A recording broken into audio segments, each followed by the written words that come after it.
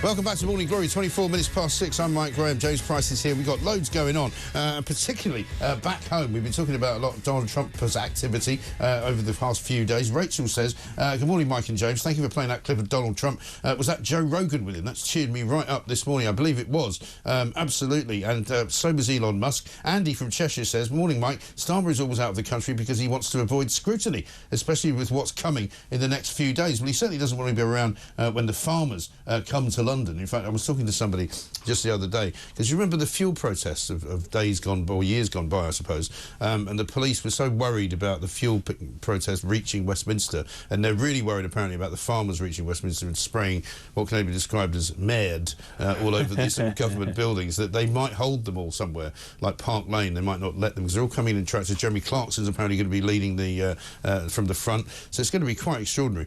But let's talk about this Sun front page, which we've got here. Windsor Raiders, Wills, Kate and kids slept. I think we can see the front page. It's an extraordinary story. Apparently, thieves used a stolen truck to smash their way through a Windsor Castle security gate, and literally 5 minutes away, Wills, Kate and their kids were sleeping. And these guys basically broke in because there were no armed guards on the gate, which they use quite regularly. So it's used by members of the royal family, heirs to the throne, right? And apparently it leads into a farm called Shaw Farm, which is a working farm inside the castle security zone. They literally just drove through it. There's the front page there. Drove through it, stole an Isuzu truck and a quad bike and disappeared. And nobody stopped them. What's going on? We need to stop for a second and think what this means. As you say, the heir to the throne, the next king, is sleeping on an estate where they have taken armed guards away. Right. Right? And I know we don't say this without really thinking about what we're saying, but imagine if that was a terrorist. Right.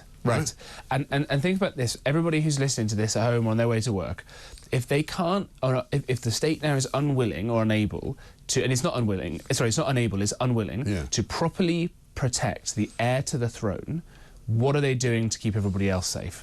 Right? I live in a reasonably nice building in London. I got home yesterday from a talk I was at, and my fiancée said to me, we've had a break-in, not to our flat, but to another flat in the building, where just like this, they had rammed through the gate to the car park, they'd turned on the water and flooded the underground car park, and they'd barricaded themselves in another flat using a coffee table while they stole everything, right? In a reasonably nice part of London. This is all a policy choice by successive governments, not to fund police, and crucially, not to clamp down on criminals. When they find the people that did this, they need to put them in prison and put them on television, show them crying their eyes out, snotty noses and everything for the rest of their lives. Right? Take everything off them, embarrass them, tell them that, you know, this is it for you forever, to encourage everybody else. I use this example again and again and again of the little country in Central America of El Salvador. The most dangerous place on earth. More murders than anywhere else on earth, including Afghanistan and active war zones. What happened? They got a guy in who locked up all the criminals, and what happened? It's the safest place in the Western Hemisphere, much safer than Canada or anywhere else.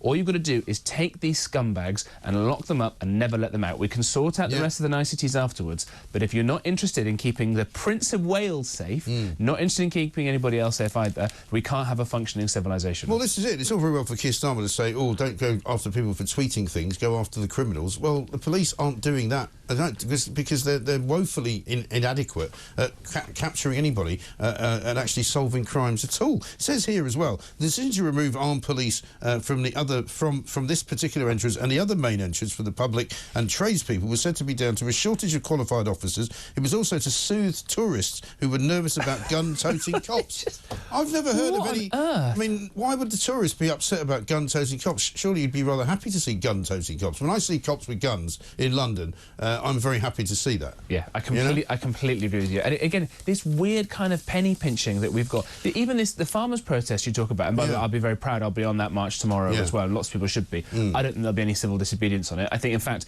people are going to be giving Great British produce to a food bank to show how great farming is. But, you know, that whole farrago about that is saving less than £500 million at the end of it, right? And yet the amount of money that we send abroad to countries, by the way, like India and China, who have their own space programmes, or that we send to people who are on benefits, and many of them don't need to be, and on pensions for multimillionaires, huge huge amounts of money that could actually be saved. Instead, we go after these petty things like this, and we don't bother doing the things that might be a bit mean at fancy dinner parties, like locking criminals up forever. I know, absolutely incredible stuff. We'll be talking a bit about wasting money in the NHS coming up in the next bit of the show. But right now, I just wanted to talking about people having things stolen. Great story in the Times today. I think it emerged over the weekend that somebody tried to snatch a phone from Mo Farah, right? And he was doing some workouts on the side of the road, and stupidly, I have to say, had put his phone down on a wall, and this van sort of slowly pulls up. Guy jumps out of the van, grabs the phone, jumps back in the van drives off. He chases the van and catches it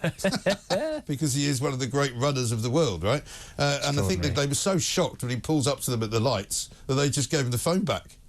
It's absolutely extraordinary. Brilliant. I mean, did you not do that the other week when they nicked your phone? I didn't actually, no. He was on a moped and he was going rather much, quite a lot quicker than me. Also, I'm not Mo Farah, as you can see. But I did approach a police officer on the other side of the road who said he couldn't go after him because of the size of the curb that had been erected by Sadiq Khan. So he couldn't actually go over it without having to go all the way down where there was a traffic jam to turn around at the next set of traffic lights, by which time the guy would have been in Dover. Well, there's no point anyway, because you see so many examples now. People on Twitter, they go on and they say, "Look, I've got Find My Phone or whatever on there," and it's literally in this flat. Yes. Here. And I bet you'd go in there and you'd find a lot of other people saying as well. What do the police do? Nothing. Do you know what I got? No, I've been sent a survey recently by the police to fill out, which I will do when I have some time, as to how helpful they were.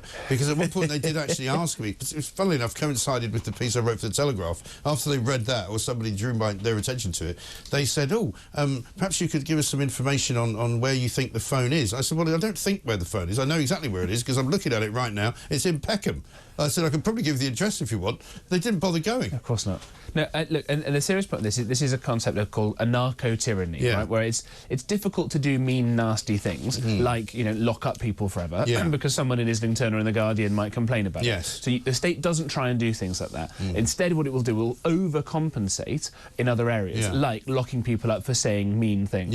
And unfortunately, we're going to see more and more and more of this. If the police or the authorities think that you're going to be peaceful, they'll come down on you like a son of It's like the old social care business when, people like me have children. They send a health worker around to see whether or not you're looking after them okay. They don't send them around to places where they might get the hell kicked out of them, where people might not be being that nice to their children, funnily enough. And then they tick a little box and go, we've been around to see. And they, for about the first 3 months of one of my children's births, after my children's birth, they kept sending this health visitor around. What are you doing? What are you doing here exactly? Well, you're probably giving them nice cups of tea and biscuits and things like that. So it's much nicer to go to the Graham household rather than go and deal with all the wrong-uns. I mean, they should have come back a few years later when the kids were really in a lot more trouble. But